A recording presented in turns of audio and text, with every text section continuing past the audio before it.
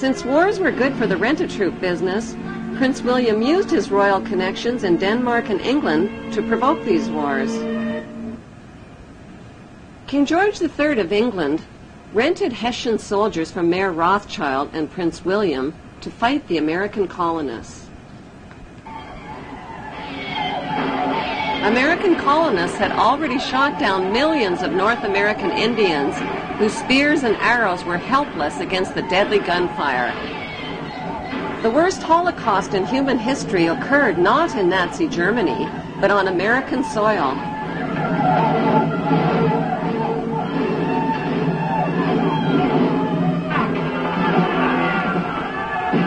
By 1776, British and Hessian troops arrived on American shores, ready to fight the American colonists.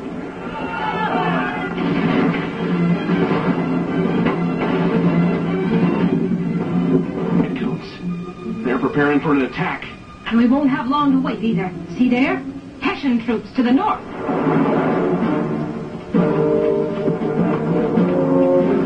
Hessian mercenaries. I can't believe the king is paying Germans to come here and kill British colonists.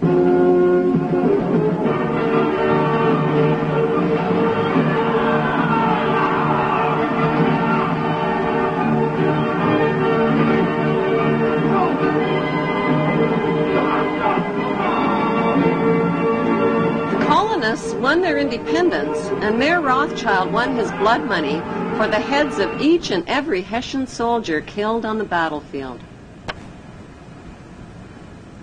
Back in Europe, Napoleon, with his mighty French army, became master of Europe.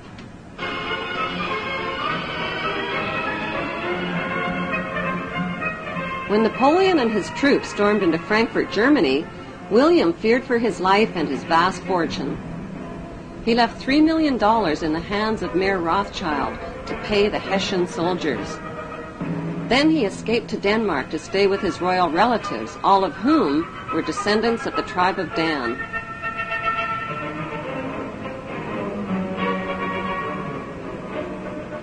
Mayor Rothschild received a stock market tip from his World Revolutionary Network.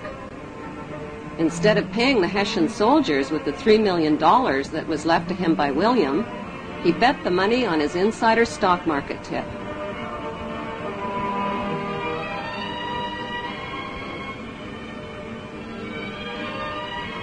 With his new fortune, Mayor Rothschild set up 5 family banks to be run by each of his 5 sons in London, Paris, Naples, Frankfurt, and Vienna. On September 19, 1812, Mayor Rothschild died at the age of 68. He left instructions that the amount of the inheritance must never be made public, that secrecy and ruthlessness must be used in all business practices, and that family members must intermarry with their own blood relatives to keep the family fortune all in the family. All 5 brothers dedicated themselves to their ancestors' world revolutionary dream. That dream was to control the entire world under one world ruler by disarming the nations of the world. A king, the son of David, will purify Jerusalem from the nations that trample her down, destroy the lawless nations, and gather a holy people whom he will lead in righteousness.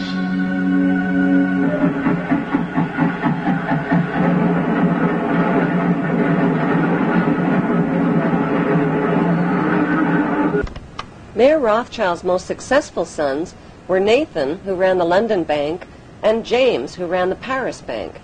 Together, they changed the face of history and became known throughout Europe as the Demon Brothers. Their father had given them a detailed New World Order plan for world control. Adam Weishaupt wrote and completed the plan on May 1st, 1776, with Rothschild financing. It was a futuristic plan that would put New World Order members over the next centuries into political power positions. I, George Walker Bush, do solemnly swear. I, George Walker Bush, do solemnly. It was a plan to divide and conquer the nations of the world by provoking wars, then profiting from war loans and from the sale of weapons to both sides. Exhausted by war, terror, and chaos, humanity would eventually bow down to one world ruler and one world army as a solution.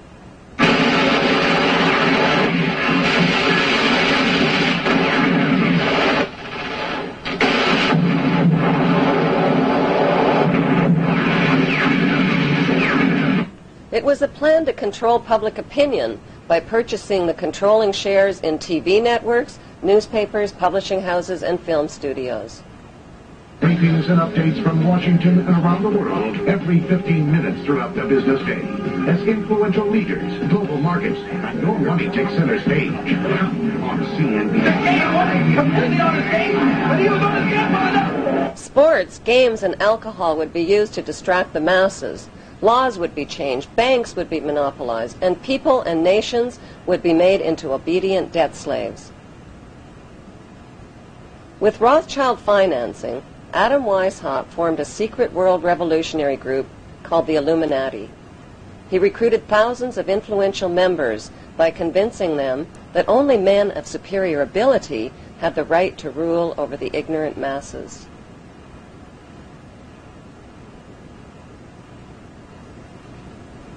French police exposed the plan when they found documents on an Illuminati courier who was struck by lightning while traveling from Germany to France. The Illuminati was forced underground. They took refuge in the lodges of a secret brotherhood called the Freemasons, who practiced death and rebirth rituals and whose history dates back to the construction of Solomon's Temple.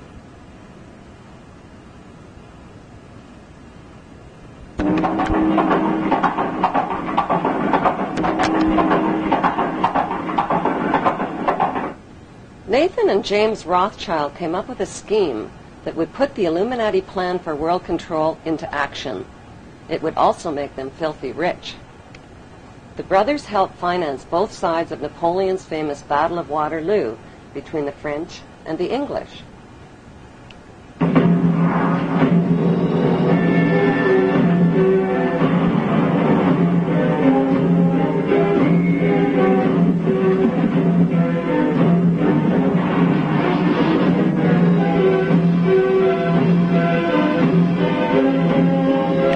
With advanced knowledge of the British victory, Nathan Rothschild spread lies that the British had been defeated, which caused a stock market crash.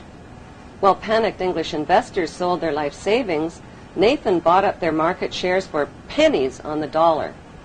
When official news of the British victory over Napoleon was announced, the English stock market skyrocketed, and so did Nathan's wealth. In one foul swoop, the Demon Brothers had double-crossed the English masses and taken control of the Bank of England. Flaunting their stupendous wealth, the brothers went on a lavish spending spree. They bought mansions, fashionable clothes, and hosted extravagant parties.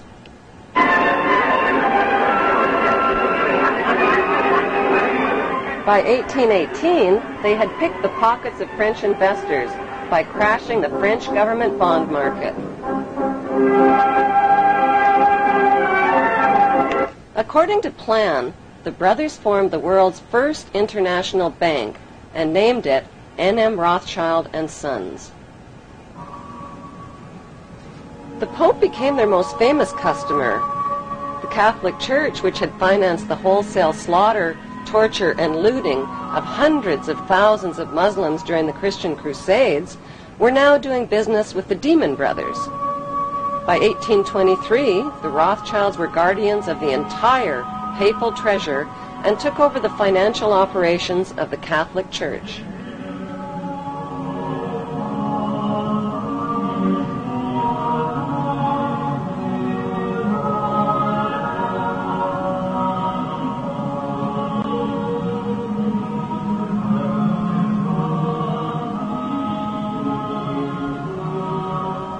Enraged citizens accused the Rothschilds of conspiring to control the world's money markets. Fearing for their lives, the Rothschilds retreated into the shadows and cast their eyes on the youthful United States of America. To avoid publicity, the Rothschilds made themselves invisible by creating and hiding behind two front companies, J.P. Morgan and Kuhn and Loeb. More and more power was becoming concentrated in fewer and fewer hands. By 1906, J.P. Morgan's bank controlled 1/3 of America's railways and almost 70% of the steel industry. He eventually had a stake in the major companies of the 20th century, among them AT&T, ITT, General Electric, General Motors, and DuPont. At one point, Morgan made the offhanded comment, "America is good enough for me." And the newspaper of William Jennings Bryan retorted, "Whenever you're tired of it, you can give it back." I mean, that was the image of J.P. Morgan, the owner of the United States. The success of Morgan's Industrials was quickly reflected in the Dow Jones Industrial Average. The Rothschilds bought controlling interest in England's British East India Shipping Company and the illegal opium trade with China. They offered junior partnerships to New England's leading American families.